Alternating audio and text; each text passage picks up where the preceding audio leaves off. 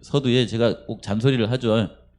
사실은 우리가 성경을 오랫동안 이렇게 배웠는데 이제 그 성경을 배워서 그것이 성경에서 머무르면은 이제 사실은 성경에 힘이 없는 거예요. 그 성경을 배워서 그것이 우리 속에 녹아들어서 그것이 밖으로 빠져나가야 돼요. 그래야 이제 성경이 제대로 이제 되는 거거든요.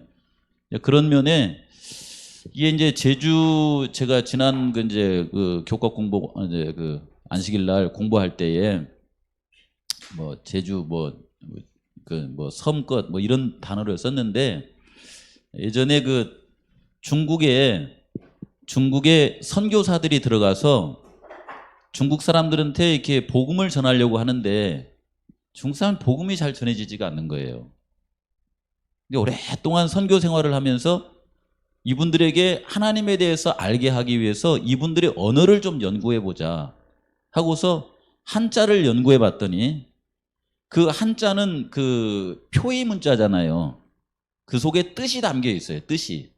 그렇죠.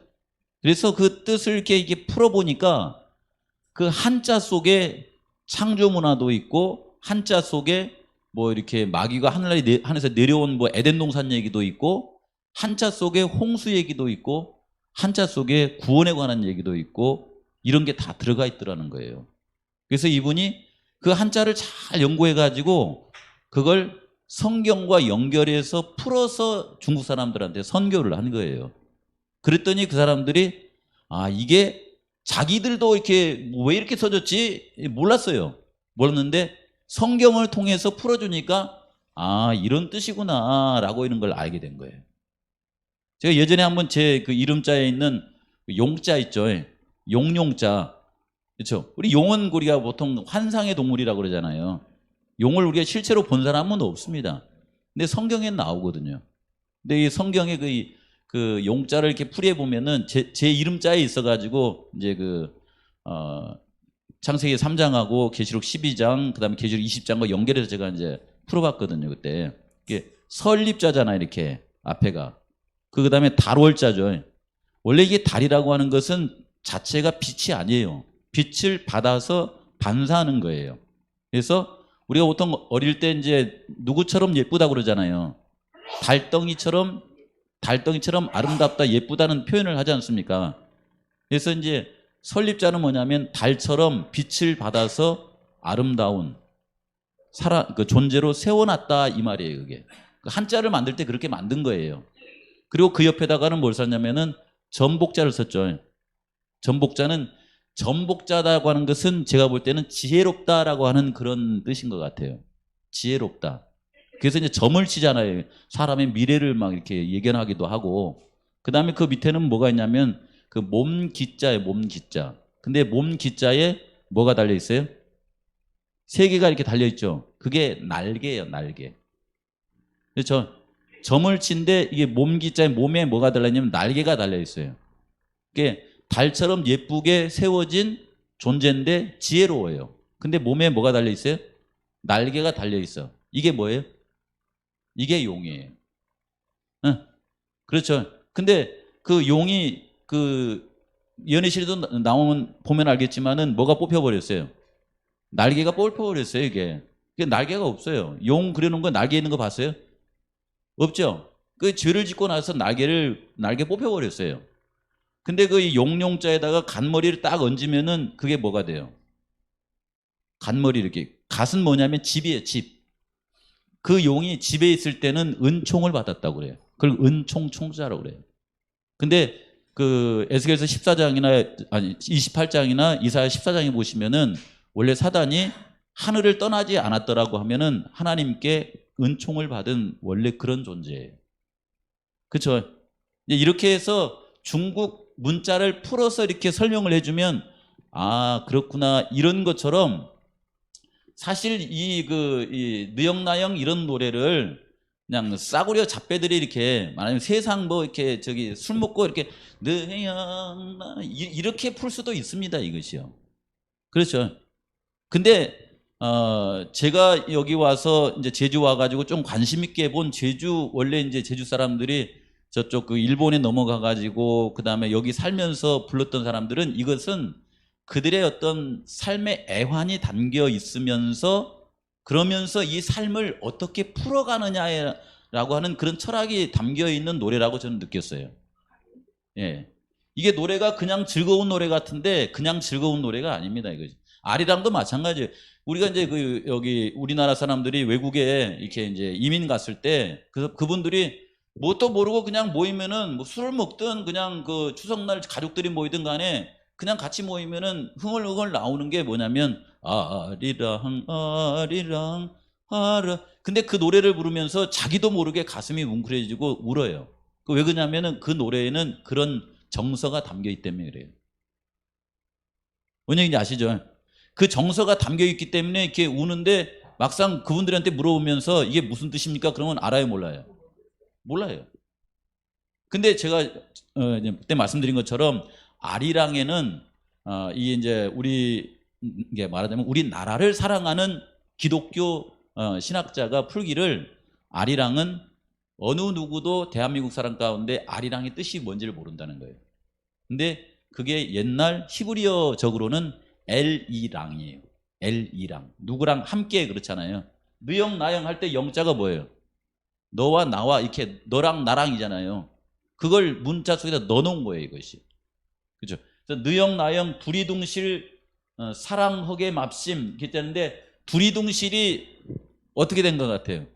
이 두리둥실을 그냥 이렇게 뭐 이렇게 술 먹고 그냥 취기에 그냥 두리둥실 이렇게 해석하면 안 됩니다. 이거.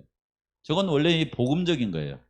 제가 이제 기독교인이 해석할 때는 우리가 사랑할 수 없어도 두리둥실 사랑할 수 있습니까? 없습니까?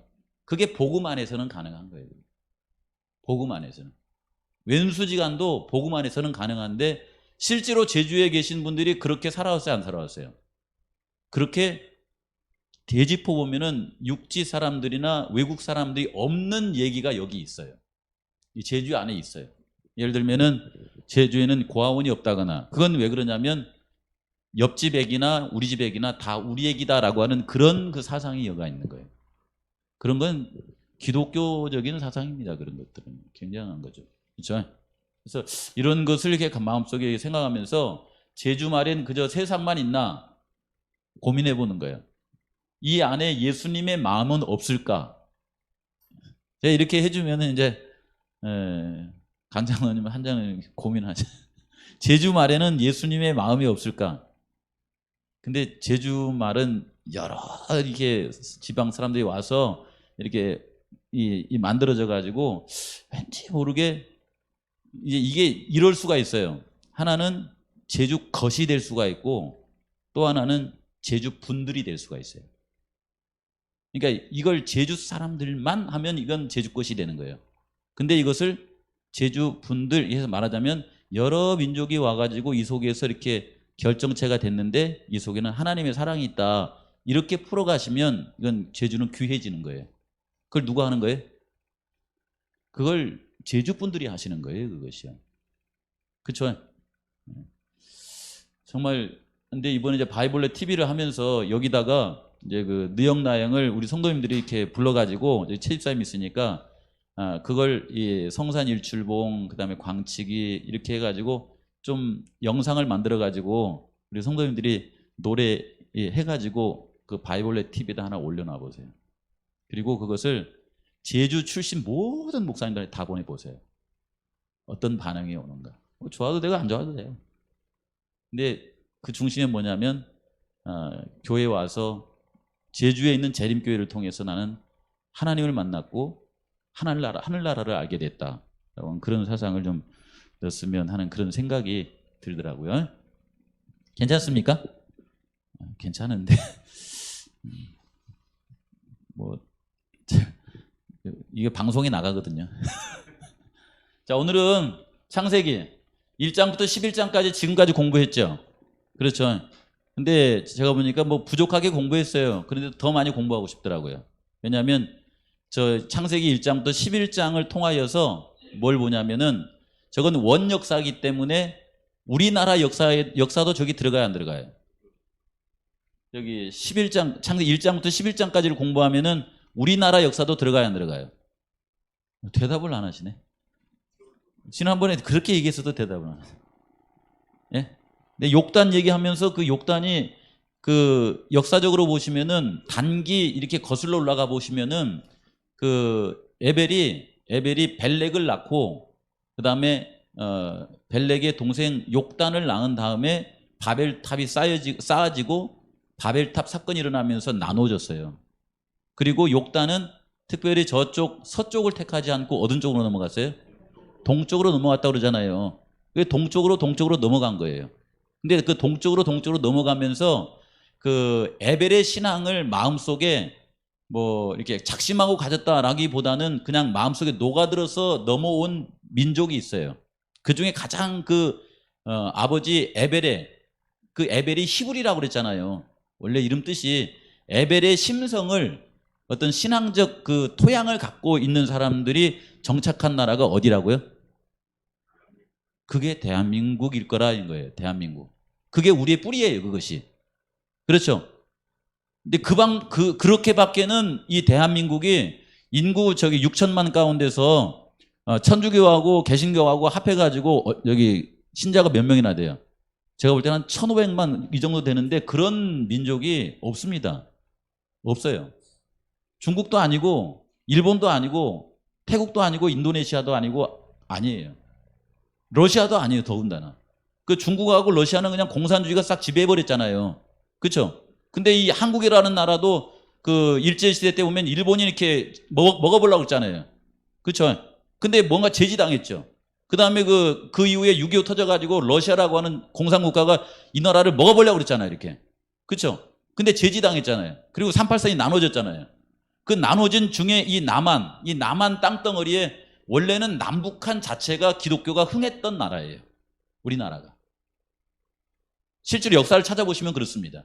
그리고 이렇게 쪼개져 버렸는데 이 나누어진 남한에 북한은 이미 이제 공산 그 김일성 일가가 이렇게 지배하면서 신앙을 못하게 해버렸잖아요. 그럼에도 불구하고 그 지하 교회에서 신앙 활동을 하시는 분들이 있다고 그래요. 그러니까 대한민국 사람들은 기독교에다가 목숨을 건 사람들이 많아요. 이게 조상들이. 근데 그런 걸 통해서 보시면은 대한민국 이 사람들은 뭐 이제 어떤 분은 이렇게 말해요. 초선, 그래서 조선을 이렇게 말하자면 택한 민족이다 이렇게 부르는 사람도 많아요. 그래서 거기에서 인류의 우리의 문화의 뿌리를 이렇게 찾는 거예요. 하나님의 백성, 이 대한민국 사람들을 통하여서 이 마지막 시대에 이런 심성이면은 복음을 전할 수 있다 이 말이에요. 우리 성도님들 생각할 때에 방금 노래 사양이나 그러면 이제 대한민국 사람들이 좋아하는 세상에서 방황할 이런 노래 있잖아요. 이런 노래를 이렇게 한 단어로 이렇게 표현하면 뭡니까? 저는 그걸 애틋함이라고 이렇게 표현하고 싶더라고요. 애틋함. 이게 말하자면은 서양 문화 속에서는요, 상대방이 아플 때 내 마음이 아파지는 것을 잘 못 느껴요, 그걸. 상대방이 아프면 네가 잘못했지 그런 거거든요, 이렇게. 근데 대한민국 사람은 대한민국 그 TV 방송에 보시면은 별게 다 나와요. 뭐 북극에 그 흰곰들이 죽어가고 있어요. 그 다음에 그 아프리카의 사람들이 배가 고파갖고 막 이렇게 막 팔이 날리고 하는 그거 사진 찍어주면서 도와주세요. 그 다음에 뭐 이렇게 중동의 그 뭐 이렇게 막 이렇게 있잖아요. 그 어려움 당한 사람 이런 사람 도와주세요.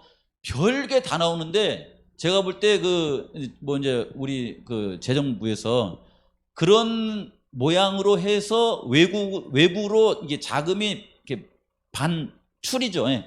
그렇게 나가는 돈을 따져보면요. 엄청납니다. 엄청나요. 근데 대한민국 사람은 마음이 움직이면 주는 거예요. 그냥. 이 애틋함이 있어요. 그들의 아픔을 동정하는 마음이 있다 이 말입니다. 그렇죠. 이 마음을 가진 사람들이 대한민국 사람들이 이런 마음을 가진 사람들이 누구냐면 계시록 뭡니까? 7장에 보시면 인 맞은 백성들 있잖아요. 하나님의 인을 맞은 백성들의 특징이 뭐예요? 애통하는 심령이 있는 사람들이에요. 애통. 그러니까 다른 사람의 아픔에 대해서 마음이 동하는 그런 마음이 있어야 돼요. 재림교인들이요. 재림신앙을 아무리 잘해도 그냥 율법주의처럼 남의 아픔에 동정을 느끼지 못하면 그건 재림신앙을 잘못한 겁니다. 그건요. 그렇게 느껴져요, 저는요. 남의 아픔을 내 아픔처럼 느껴지고 제주의 원래 이제 삼촌들의 마음처럼 육지 사람들이 왔을 때 그들은 우리를 뭐라고 하든지 간에 그들에게 밥 한 술 나눠주고 그다음 잠자리 제공해주는 그런 애틋함이 뭐냐면 힘이에요. 힘. 그거의 힘이에요. 그게 복음을 전하는 어떤 모토가 되는 거죠. 그렇죠? 예. 그래서 하나님께서 어디를 사랑하세요? 그래서 저는 하나님께서 이 지구상에 지금 이 마지막 시대에 어느 나라보다 대한민국을 사랑한다고 봅니다. 근데 이 대한민국이 하나님께서 사랑하셔서 복을 쏟아 부어놨더니 애를 안 낳아요. 묘하죠? 그 다음에 물질 문명이 있어가지고 교회를 다 떠나버려요. 그러면 하나님께서 이 대한민국에다가 복을 계속 주실 수 있겠어요? 없겠어요? 성경 역사를 보시면은 남방유다 북방이스라엘 그 백성들이 복을 주었다가도 거둬져 버리는 것이에요. 그게 대한민국은 정말 하나님을 사랑하고 그 다음에 그 뭡니까 이게 홍익인간이랍니까? 그 사람을 유익하게 하는 그런 정신을 가진 사람들이 대한민국 사람들이에요. 대단한 거죠.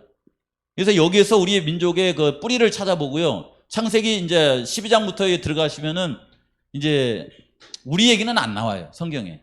대한민국 얘기는 안 나옵니다. 욕단의 자손 그 에벨의 그 아들 욕단의 얘기는 안 나와요.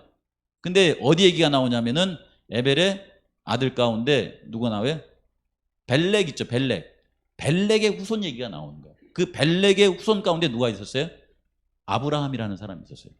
데라의 자손 아브라함 얘기가 나오는데 하나님께서는 이제 아브라함을 통하여서 이 지구상에 축복을 주시고자 이제 그분의 역사를 끌어가는 거예요. 그래서 이제 아브라함 얘기가 이렇게 나오는 겁니다. 그런 측면에서요. 아시겠죠? 이번 기억제를 보시면은 한번 같이 읽어볼까요? 시작. 믿음으로 아브라함은 부르심을 받았을 때에 순종하여 장래의 유업으로 받을 땅에 나아갈새 갈 바를 알지 못하고 나아갔으며 히브리서 11장 8절 말씀. 네, 넘어가겠습니다. 이번 지금 교과를 이렇게 쭉 공부해 나가실 때요. 다른 분, 그 목사님들, 뭐 교수님들 강의도 들으세요. 들으시는데 제가 그분들 강의를 가만히 들으면서 성산교회에서는 어떤 교과를 하는 게 좋을까 이런 생각을 해봐요. 뭐 같은 공부를 할 수도 있지만은 성산교회에서 이렇게 딱 생각한 게 물론 옛날 신계원 목사님이 여기에 대한 영향을 많이 끼쳤죠. 창세기 3장 15절.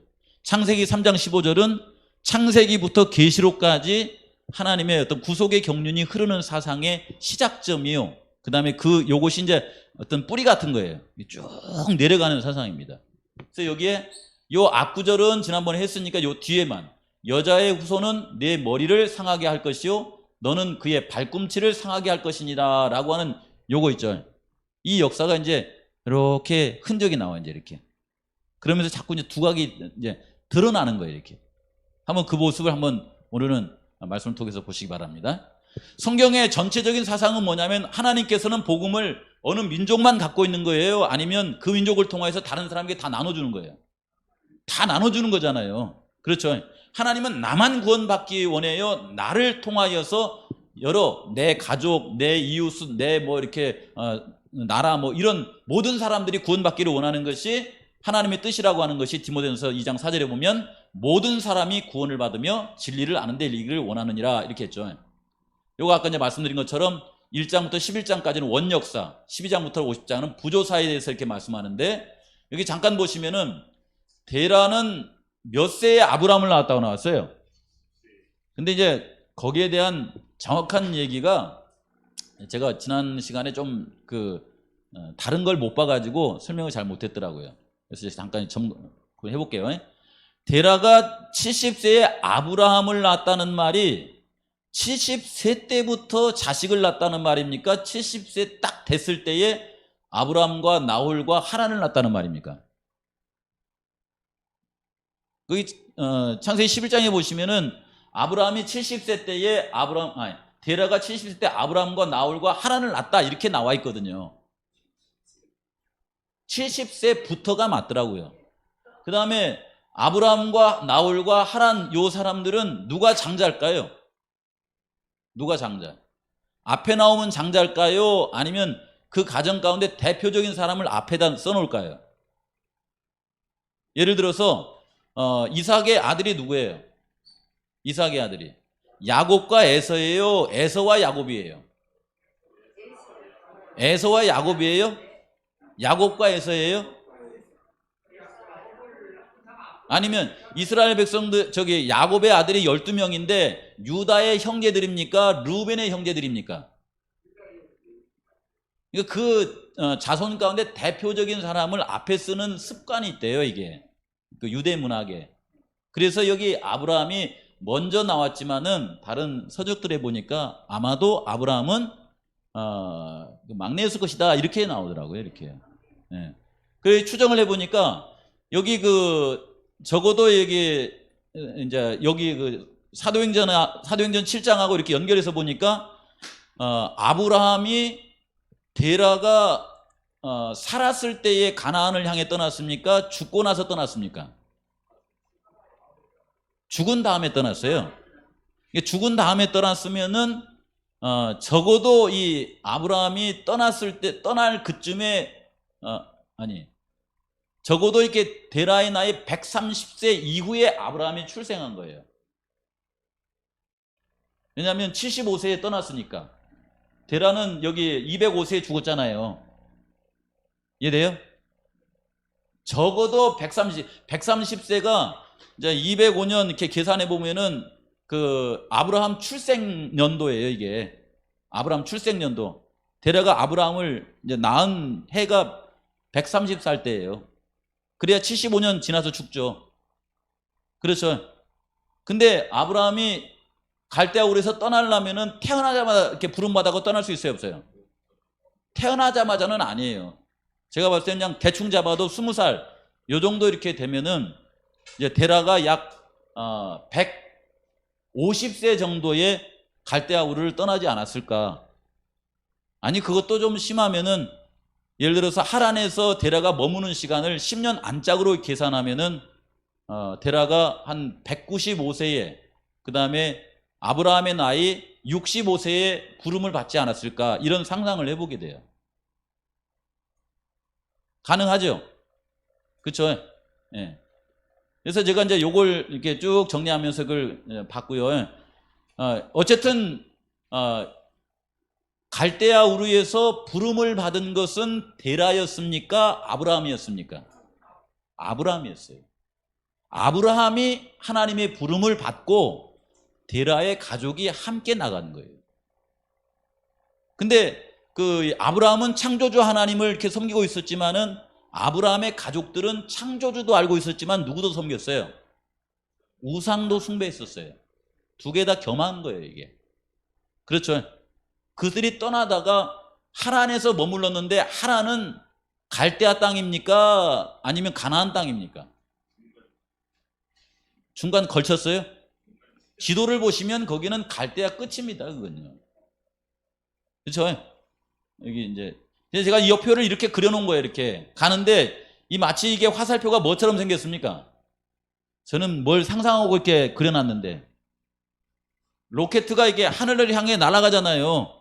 그러면서 빵 하고 쏘다가 이렇게 대기권을 이렇게 나가려면은 하나 떨어지고 두 번째 터지고 세 번째 터지면서 나가잖아요. 이렇게 버리고 나가지 않습니까? 그런 것처럼 갈대아 우르에서 가나안 땅을 향해서 빵 쐈어요. 그래야 하란까지 간 거예요. 하란에서 몇 사람은 머물고 그 아브라함과 롯 있죠. 롯의 가정이 가나안 땅을 향해 가면서 여기에 또 누가 머문 거예요. 그래서 이 가나안 땅까지 가는 요걸 한번 연상을 해서 넣어본 거예요. 생각해 보시기 바랍니다. 그래서 이렇게 갔는데 오늘은 이제 일요일 수지만 하는 거예요. 하나님께서 이 아브라함을 이렇게 부르시면서 뭐라고 하시냐면은 여기에 여호와께서 아브라함에게 이르시되 너는 너의 고향과 친척과 아버지 집을 떠나 내가 너에게 보여줄 땅으로 뭐라고 그랬어요? 가라! 이렇게 했어요. 가라. 지금 여기 계신 우리 성도님들은 어떻게 한 거예요? 가라! 해서 얻으러 온 거예요. 교회로 오신 거예요, 지금. 그렇죠? 창세기 22장 2절에도 보시면 여호와께서 이르시되 내 아들 내 사랑하는 독자 이삭을 데리고 여기 모리아 땅으로 어떻게 하라고 했어요? 가라! 이렇게 했어요. 가라. 이게 원래는 이제 가라 이런 말이랍니다. 가서 이렇게 했는데 가라! 이렇게 했어요. 그래서 가서 내가 내게 일러준 한 산 거기서 그를 번제로 드리라 했는데 가라! 했는데 목적지 방향이 있어요, 없어요? 이 방향은 원래 갈대아 우르에서 나올 때부터 분명했습니다. 갈 바를 알지 못하고 있는데 아브라함은 갈 바를 알지 못하고 나왔을지는 모르지만은 그를 가라고 하신 하나님은 아브라함을 어디로 가야 될지를 잘 알고 계셨어요? 모르고 계셨어요? 너무도 잘 알고 있었습니다. 그래서 여기 오면 가서 이렇게 하면서 한 산인데 요 산이 모리아 산인데 여기다가 후에 보면은 뭘 세웠어요? 솔로몬 성전을 세웠어요. 그리고 여기에서 누가 돌아가셨습니까? 그리스도께서 십자가를 지신 거예요. 인류의 구원을 이룰 수 있는 요것으로 네가 가라 이렇게 한 겁니다. 가라. 그렇죠? 히브리서 11장 8절에도 이제 오늘 기억절의 말씀에 이것이 이렇게 나와 있는 거예요. 그렇죠? 근데 이 말씀을 어떻게 생각하시냐면은 창세기 3장 15절에 이 뒷부분 있죠. 주황색으로 써진데 그것을 이루기 위해서 아브라함을 부르시고 그곳으로 가라 이렇게 한 거예요. 인류를 구원할 그 계획을 가지시고. 그러면 분명해지죠. 그냥 부르신 것이 아닙니다. 가나안 땅에 가서 이렇게 땅이나 차지하고 거기서 밥 먹고 살아라 이런 것이 아니에요. 아브라함을 부르셔서 아브라함을 통하여 이삭을 통하여 그다음에 그 요셉을 야곱을 통하여 유다를 통하여 인류를 구원할 계획을 하나님께서 가지시고 그곳으로 가라. 이렇게 말씀하시면서 아브라함과 네 자손을 통하여 이삭과 네 자손을 통하여 야곱과 네 자손을 통하여 유다와 네 자손을 통하여 하나님께서 복을 주시리라 이렇게 말씀합니다. 이런 것을 한번 연상을 이렇게 가만히 해보세요. 이렇게 해서 화살표 방향이 어디로 가냐면 예수님 십자가에 달려 돌아가시는 그 방향으로 이렇게 쭉 가는 걸 볼 수 있습니다. 그래서 이제 아브라함이 그 얘기를 듣고서 어디를 떠나냐면은 갈대아 우르를 떠나서 이제 출발하는 거예요. 근데 여기 보시면 가라라고 하는 히브리어를 보시면은 네 자신이 가라라는 말이 있고 뒤에 부분에 보면은 어떤 뜻도 있어요? 네 자신을 위해서 가라 이 말이에요. 네 자신을 위해서 가라. 갈대아 우르에서 잘 먹고 잘 살다가 죽을래? 아니면 출발해서 가서 복음이신 예수님을 통하여서 영원한 소망을 갖고 살래? 여러분 우리 성도님들 교회 나오시면서 여기 교회 나오니까 축복인 것 같아요? 아니면 고생만 이렇게 그냥 몽땅하고 사는 것 같아요? 근데 그 고생이 보니까 궁극적인 축복인 것 같아요? 아니면 고생만 하는 것 같아요?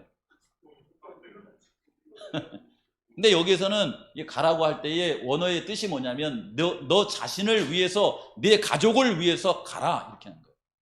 요즘 우리 새벽기도 하고 있잖아요. 새벽기도에 뭐 하러 그래요? 그냥 새벽에 일어나가지고 그냥 하루 생활의 리듬 깨지게 왜 새벽에 자꾸 일어나서 교회 기도를 하라고 모르겠어요. 여러분 세계 민족 가운데서 새벽에 일어나고 기도한 사람이 세계 어느 나라 민족이 새벽에 일어나서 기도해요? 미국도 합니까, 홍장은요? 미국 사람들은요 머리가 좋아가지고 안 해요. 머리가 좋아서 그 새벽부터 일어나가지고 설치면은 낮에 일 돼요 안 돼요? 졸고 있거든요. 안 해요. 근데 지성스럽게 어느 나라 민족만 새벽에 일어나가지고 이러고 있어요. 이거. 예수님 알기 전부터 이러고 있어요. 이거. 지성이라고 그러죠. 그죠? 옛날에 하나님 모를 때는 그 뭐 어디합니까 이게? 그 어디다고 해요? 주황신 거기다 대고 하고 그 다음에 어디 장독신 거기 아무데나 대고 막 이렇게 빌어 싸는 거예요. 이렇게 하나님 알고 나서는 어디다 빌어요? 교회에 와서 비는 거예요. 이렇게. 그 바람에 순복음교회가 그렇게 잘 된 거예요. 그렇죠? 여기 보시면은 묘하게 우리가 이제 기도하면서 이렇게 힘이 들더라도 이것이 하나님의 은혜 가운데서 내 자신과 내 가족과 내 민족과 내 이웃을 구원하고자 하는 그런 마음이 대한민국 사람들한테 있었기 때문에 그것이 오늘날의 대한민국의 한국의 기독교를 만든 겁니다. 그렇죠?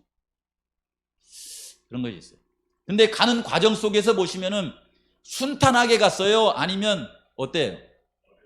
여기 그 로켓이 올라가면서 버리고 가는 것처럼 여기 갈대아 우르에서 떠날 때 갈대아 우르에서는 누가 죽었어요? 여기 이제 아브라함 그다음에 그 나홀 하란이 있었잖아요. 하란이 갈대아 우르에서 죽었잖아요. 그래서 그 아들 그 롯을 데리고 나왔잖아요. 이렇게. 그다음에 하란에서 떠날 때는 그곳에서 누가 죽었냐면은 데라가 죽었어요. 거기서 아버지가 죽었습니다. 그곳에 누가 머물렀냐면 나홀의 가족이 머물렀는데 그 나홀의 가족이 예언의 신에 보니까 거기서 우상을 숭배했다 이렇게 나오더라고요. 이렇게. 거기에 머무른 거예요. 그 다음에 가나안 지경에 거의 갔을 때에 누가 헤어졌어요? 롯과 헤어졌는데 롯은 소돔과 고모라 성에 그냥 눈이 멀어가지고 거기로 가버린 거예요. 그렇지만 이 모든 과정 속에서도 변함없이 하나님을 향하여 가라라고 하는 그 길을 계속 걸어온 사람이 누구예요? 아브라함이에요. 이 사람은 모리아산까지 간 거예요. 구원에 이르는 그곳까지 간 모습을 한번 이렇게 상상을 해볼 수 있겠더라고요. 그 여정이 짧지는 않습니다. 지도상으로 보면 이렇게 되더라고요. 굉장히 먼 거리예요, 이것이. 그렇죠? 그래서 예언의 시간에 보니까 이렇게 나와 있어요. 제가 말했던 그 내용이 예언의 시간에 그대로 나온 거예요. 갈대아 우르에 살 때에 처음으로 하나님이 부르심을 그에게 임하였고 그것에 순종하여 하란으로 옮겨갔다. 갈대아 우르에서 몇 살 때 부름을 받았는지는 모르겠어요. 근데 거기서부터 부름을 받았어요. 그의 아버지의 가족은 이곳까지 그와 동행하였는데 이는 그들이 우상을 숭배하는 동시에 참 하나님을 예배하는 데에도 연합하였기 때문이다. 이곳에서 아브라함은 데라가 죽기까지 머물렀고 그러나 하나님의 음성은 그에게 그의 아버지의 무덤으로부터 앞으로 나아가라고 명령하였다. 그의 형제 나홀과 그의 가족은 그의 고향과 뭘 안 버렸어요? 여기 나오잖아요. 우상을 버리지 않았다. 아브라함의 아내 사라 외에 오래전에 죽은 하란의 아들 롯만이 부조의 순례 생활에 동참하기로 선택했다. 이렇게 나오더라고요. 그래서 창세기 3장 15절을 생각하면서 아브라함이 갈대아 우르를 하란을 떠나서 하나님께서 이렇게 가라고 하신 그곳으로 갔구나. 거기에 창세기 3장 15절을 생각하시면서 하시면은 여기죠. 너를 축복하는 자에게는 내가 복을 내리고 너를 저주하는 자에게는 내가 저주하리니 이렇게 나와 있죠. 이 뜻이 뭘까요, 이게? 그냥 아브라함 힘들게 하면은 저주받고 아브라함 잘해주면 축복받는다는 말입니까? 이거 그 뜻은 아니에요, 이것은요. 원래는 창세기 3장 15절과 연결해서 보시면 아브라함이 전하는 복음을 받아들이는 사람들은 복을 받고 아브라함이 전하는 복음을 거절하면 어떻게 돼요? 거절하면 말하자면 여기에 있는 저주가 너희들에게 임할 것이다. 이런 말로 이렇게 해석하시면 좋을 것 같아요. 그렇죠? 그래서 여자의 후손을 통하여서 이 말씀을 이렇게 쭉 이렇게 연결해 보니까 그 말씀이 이렇게 이해가 되더라고요. 복은 아브라함을 통해서도 주지만 누구를 통해서 줘요? 아브라함의 아들 이삭을 통해서도 줘요. 그 다음에 이삭을 통해서만 주는 것이 아니라 또 누구를 통해서 줘요? 에서가 아니에요. 야곱이에요. 야곱을 통해서 주신 그 축복을 야곱의 12아들 가운데 누구를 통해서 줘요? 르우벤이나 이런 사람이 아니더라고요. 그러니까 유다예요, 유다. 물론 그 당시에는 이제 요셉을 통해서 축복을 주셨죠. 근데 유다가 메시아의 조상이에요, 그게. 오늘날에 이것이 전해져 내려오면 오늘날은 누구를 통해서 하나님께서 복을 나눠주세요? 여기에 계신 우리 성도님들이에요. 그렇죠? 그게 우리가 복음을 가지고 있기 때문에 이것이 가능하고 그 복음을 정말 우리에게 주시는 분은 그 메시아, 이 가족을 통해서 그 족보를 통해서 오실은 예수 그리스도를 통해서 우리에게 축복을 주신다라고 하는 것입니다. 그렇죠? 그 일에 있어서 아브라함이 그는 부르심에 순종하기를 주저하지 않았고 하나님의 말씀하셨으므로 그 종은 순종해야 했고 여기 같이 읽다 빨간색이요. 시작. 그에게 있어서 이 세상에서 가장 행복한 곳은 하나님께서 그로 있기를 원하시는 그곳이었다. 여러분 무엇이 가장 행복하세요? 어떤 일을 할 때 가장 행복하세요? 돈 벌 때? 꼬사리 꺾을 때? 언제? 언제 제일 행복하세요? 아멘. 이게 강장로님이 말씀하신 그 말을 우리가 하기 힘들어도 그게 진실이에요. 그래서 여기 뭐냐면 그에게 있어 가장 행복한 일은 하나님께서 그로 하기를 원하시는 그 일을 하는 것이다. 그게 뭐냐면 인류를 구원하는 거예요. 그렇게 되더라고 보니까. 아브라함은 이 일에 축복을 받은 사람이요 축복을 나눠준 사람인데 아브라함으로 하여금 가라라고 하신 그분께서 마태복음 28장에 보면 그러므로 너희는 가서 여기에 보시면 복음을 전하라 이렇게 나와 있더라고요. 인류를 구원하는 복음을 전하는 통로가 되도록 해라. 오늘 여기까지 공부할게요. 너무 길게 나왔네. 이 일에 저는 이제 우리 성산교회 우리 성도님들을 하나님께서 쓰시기를 원하고 무엇보다 제주를 쓰기를 원해요. 제주. 왜냐하면 제가 봤을 때 육지에 계신 분들도 훌륭하지만 제주에 계신 분들이 하나님을 받아들이면 제주 분들의 감성이 세계의 어떤 사람들의 그 감성보다 이 감성이 좋아요. 다시 좋아. 이렇게 칭찬해줘도 반응이 없어. 진짜 그래요, 진짜. 제주 사람들한테 이상하게 적이 없는 것 같아. 적이. 우리 말로는 뭐 육지껏 그러지만은 그 사람들 다 이렇게 수용해 살잖아요. 이렇게. 그렇죠.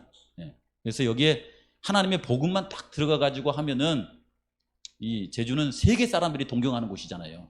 정말 아름답고. 그래서 하나님께서 성산교회를, 하나님께서 성산을, 하나님께서 제주도를 뭐의 통로로 삼았으면 좋겠다? 축복의 통로로, 복음의 통로로 삼아주셨으면 좋겠다. 그 일을 위해서 바위, 볼레, TV가 탄생. 전파를 타고 뭘 타오든지 하나님께 축복을 많이 받는 우리 성도님들의 삶이 다 되시기를 바랍니다. 기도하고 마칩시다. 하나님 아버지, 아브라함 얘기를 들으면서도 하나님께서 이 성산교회를 그리고 제주도를 얼마나 사랑하시는지를 마음 가운데 생각할 수 있도록 해주셔서 감사를 드립니다. 코로나 때문에 아버지, 제주도는 육지에 있는 많은 사람들이 구석구석 정말 자세하게 세밀하게 제주도를 아끼고 사랑하는 마음이 풍성하여졌습니다. 뿐만 아니라 육지에 있는 우리 대한민국 사람뿐만 아니라 세계에 있는 많은 이들이 한국에 오면 꼭 제주도를 가보고 싶다라고 하는 그런 마음들을 갖곤 합니다. 아버지시여, 이러한 흐름에 우리가 예수님을 사랑하는 마음을 그들을 통하여서 전할 수 있도록 함께하여 주시옵소서. 축복의 통로가 되게 하여 주시옵소서. 그리고 예수님 오실 때에 이 제주도를 통하여서 많은 사람들이 구원받아 하늘에 갈 수 있도록 주께서 인도하시고 함께하옵시기를 우리를 구원하신 예수의 이름으로 기도합니다.